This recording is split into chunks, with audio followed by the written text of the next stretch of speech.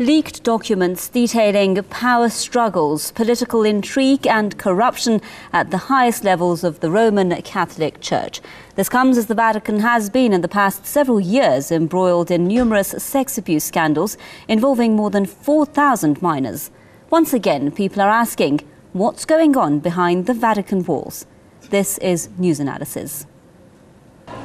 One of the most convulsive weeks in recent Vatican history has come to an end, throwing the Holy See into chaos.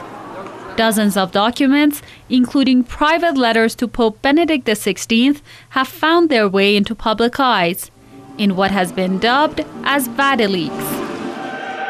The letters draw a portrait of an ancient institution in chaotic disarray, where factions vie for power, influence, and financial control. The documents also show how contracts were awarded to favored companies and individuals. The Vatican claims Paolo Gabriele, the Pope's butler, is responsible for leaking the private letters and has placed him under arrest. But whether the butler did it or not, the leaks have lifted another veil on the secret activities inside the Vatican. Is it really surprising? I don't think it is really. And I think a lot of things are just covered up and have been over the years. So maybe we need to get to our grips with a lot more things. The scandals are not unique in the Catholic Church. Child abuse and sex crimes committed by Catholic priests have been coming to the surface since mid-1980s. But what sets the scandal apart are the sustained and widespread efforts by church officials to cover up for and protect the accused. The disgrace has even reached the papal household. One example, the case of a Wisconsin priest who was accused of molesting as many as 200 deaf boys. As Cardinal Joseph Ratzinger, the Pope had a direct hand in stalling the case and in the end let the accused go unpunished before his death in 1998. And this is just one example in a sea of many. The ultimate result? The culture of religious difference may soon erode by one scandalous story after another. They need to set an example, and they've got people, it's a faith and a belief, and they need to be seen to be doing the right thing in response.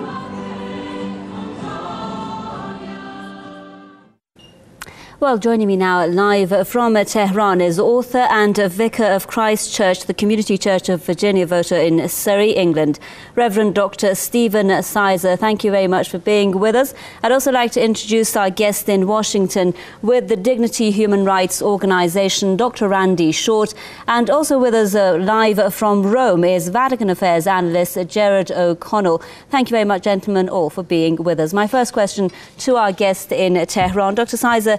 At the end of that introductory report that we just broadcast, a woman says, I think they need to set an example, and they've got people, it's a faith and a belief, and they need to be seen to be doing the right thing in response. Now, what do you think about the Vatican setting a good example here, and how have these scandals tarnished the image of the Vatican? Yes, I think it has. I think that any scandal such as this is going to be very embarrassing to the Church, where the Church stands for honesty and integrity and transparency. So it will be deeply damaging, which is why the Pope and his leadership needs to take the initiative and be proactive and not reactive after the horse has bolted or it's on the front page of the newspapers. I hope that they will take the initiative and call for an independent investigation and allow the Italian police rather than the Vatican police to investigate. Right, that is a major issue, isn't it? Let's just go to our guest in Rome now on this. Mr. O'Connell, documents that allege corruption in the Vatican contracts with Italian firms, they've now hit the very heart of the Roman Catholic Church with the arrest of the Pope's personal butler. So how sensitive basically do you think this has become when we speak of it becoming nearer and nearer closer to the Vatican doors? Well, it's certainly dramatic, it's certainly serious. What you're seeing here is the revelation of private correspondence at the heart of government. in any government, if the internal communication systems broke down and the information was leaked to the public, this would be classified as very serious. The same is true in Rome. In the Vatican, they are considering it very serious. They actually have 3 investigations going on. One a criminal one, in other words, who took the documents, Right. who gave them to the public, who released them. The second one is an administrative one to see what's going wrong with the internal systems. And the third one is an overview to see how high up this lack of trust, this breakdown is.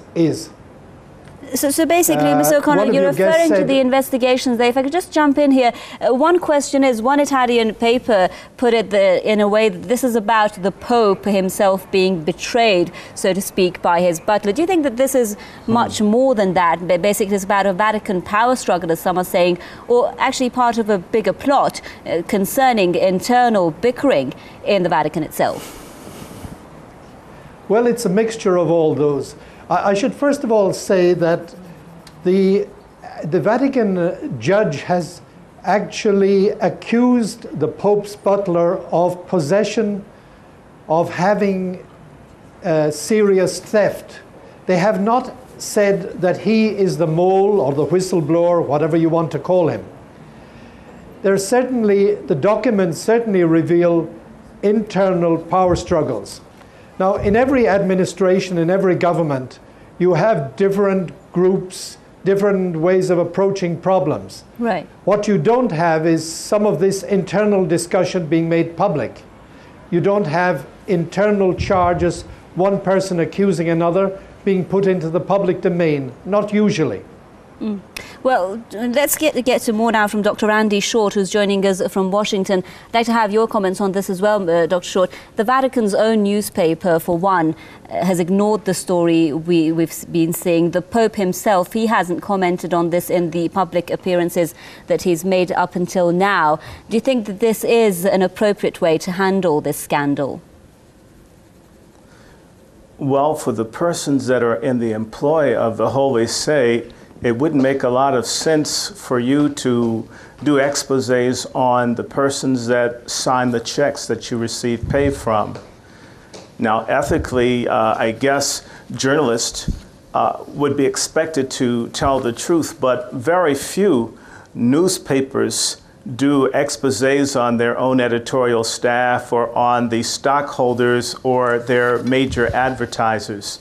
So in this instance, the Vatican paper is acting like any other business. I would think that the Pope has to do damage control. I mean, he came in 2005 on the heels of a tidal wave, a tsunami of litigation against the Catholic Church. So he needs to, I guess, gather his forces to correct his house. So perhaps silence in this instance may be golden from his vantage point. It may not seem that way to believers. It may show what many would perceive as a lack of transparency to the laity or to people who are curious about the goings-on of the Catholic Church. Right, Reverend Sizer, the Pope has also been criticised for silence on the case of the daughter of a former Vatican employee missing for nearly 30 years. And one person was in one report even accusing him of complicity in that case, for instance. Now, the issue of silence that our guest there in Washington was talking about, how do you think that silence is working? Is it helping? I think silence is not a good idea. I think that the Pope needs to respond promptly. Speed is of the essence. The longer they wait, the more damage will be caused and more speculation will take place. So transparency is very important at this point.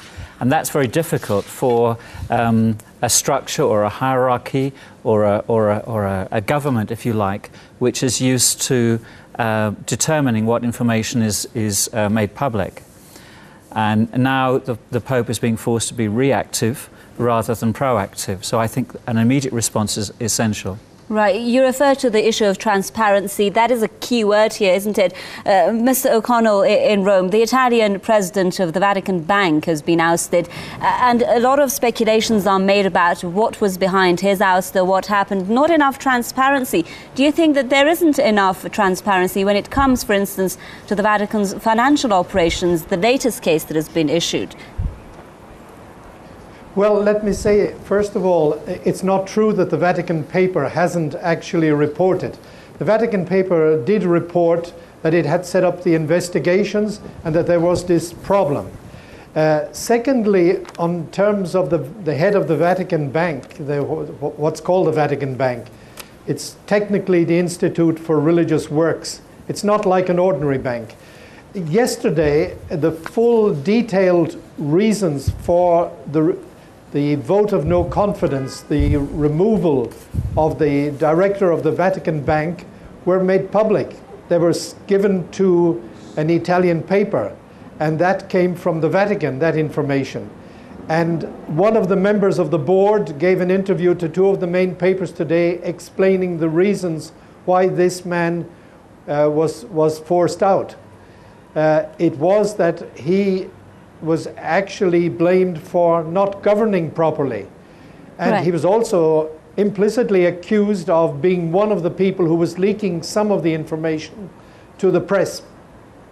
Right, Mr. O'Connell, what about then the documents that have been called the Vati leaks? Those documents that are referring to financial corruption in the institutions that are run by the Vatican. Do you think that the fact that these documents have been leaked and show this corruption, one question that is legitimate here to be raised is why there hasn't been transparency up until now about these transactions?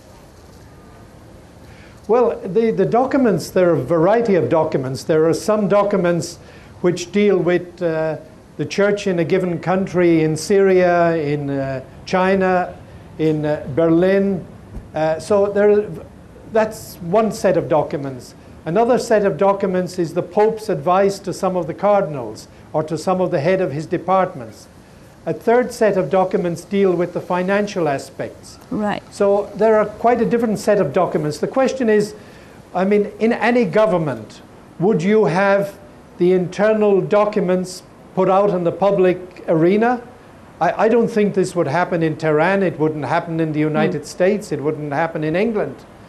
Some documents are made public, but some of the documents regarded contrasting advice on given questions. Right.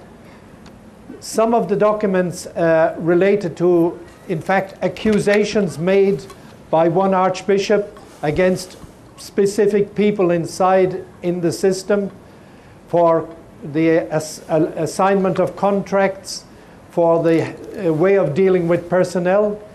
And that, of course, is very embarrassing. And it's, as your speaker at the beginning said, you know, you expect standards of integrity and high ethical behavior within an institution such as the Catholic Church. And these documents are showing that this is not always the case. Right. But then, of course, the Vatican defense would be that the Church is a church of sinners as well as of saints. Okay. And so you have human failings in every organization. Okay, Dr. Short in Washington, the controversial question here, let's face that clearly now, and that's the role of Pope Benedict himself. I mean, in the case of the child sex abuse scandal earlier on, he was accused of not just remaining silent about this, but also attempting inaction to cover up these rather allegations, to cover up these crimes that have been made. So what do you think about the role of the Pope himself in all this? Well, if I can bring your attention to a case in August of 2005, a gentleman by the name of Juan Carlos Patina Arago, the Galveston, Houston Archdiocese, brought charges against the current Pope, Benedict, for covering up the molestation of 3 boys in Texas. And the Pope appealed for immunity as a head of state, being head of the Holy See, and this was accorded to him by former President George W. Bush. So in a case where he may have been called on the carpet, at least within the United States, he appealed for immunity, not transparency and even his actions. I would go further to say when he was the head, he was in charge of the Congregation for the Doctrine of the Faith. He was sort of the cleanup man, the fix-up person for many, many years. So he comes into the office as a Holy Father deeply stained. Whether he directly did it, he certainly presided over. So in some way, he has something to do with these problems. Right. And the church is hemorrhaging money, at least in the United States. It's at least $3 billion. We have about 6 dioceses that have had to file for bankruptcy because they can't survive the weight of litigation for the abuse now that this has become recognized in the legal public as well as in the regular public. People can sue the church for crimes committed against their children. Right. Well, let's take a look now, Dr. If I may just interrupt here because we're running short of time. Let's just take a look at some figures that have been said about this. And I'd like to put this next question to Reverend Sizer in Tehran. In the last decade, under Pope John Paul II and Pope Benedict XVI, rather, the Holy See's Congregation for the Doctrine of the Faith dealt secretly, we're hearing, with more than 4,000 cases of sexual abuse of minors by Catholic bishops and priests, and that figure is in excess of 1 new priestly rape case, just they say, every day of the week for 10 consecutive years. So, Reverend Sizer, they say this is just the tip of the iceberg. The question is, while they had become aware of this problem a long time back, what stopped them from taking action, and whether just imploring for forgiveness can substitute a serious call for jail sentences? Rather, in other words, what is the root problem here? What's the root cause of this problem? It's a very challenging question. I can only speak from a British perspective, where the Church is not immune from independent inquiries, from police investigations, and is entirely accountable to the government. I think the tragedy of what's happened in recent years with regard to the sex abuse committed by priests over many years has been the fact that the Church has not been accountable to anyone outside its own walls, and leaders of that Church have tolerated these practices in a way that is totally unacceptable. I can only say that the Church must change the way it treats its members and its financial dealings, or it will see its numbers reduce significantly more than they have already done so. Right, and Mr. O'Connell, many victims were concerned, victims of the sex abuser, of course, that the Holy See had done nothing and will do nothing, in their words, to punish the bishops for their high-level involvement, for instance, in the cover-ups of these crimes. And one spokesperson was saying the Church's words and its actions do not go together. Bishops are still not accountable. They still do not have to report abuse to the police. They don't have to be subject to independent oversight, for instance. And many are saying the cover-up of the sex abuse by the Catholic Church that has been going on for years is even worse than the abuses. How do you see the Vatican's handling of this case? Well, there are two points here I'd like to make. First of all, the abuse of children is not just confined to the Catholic Church. It's a fact of right across human society. But secondly, it is true, as your last speaker said, there was a lot of cover-up.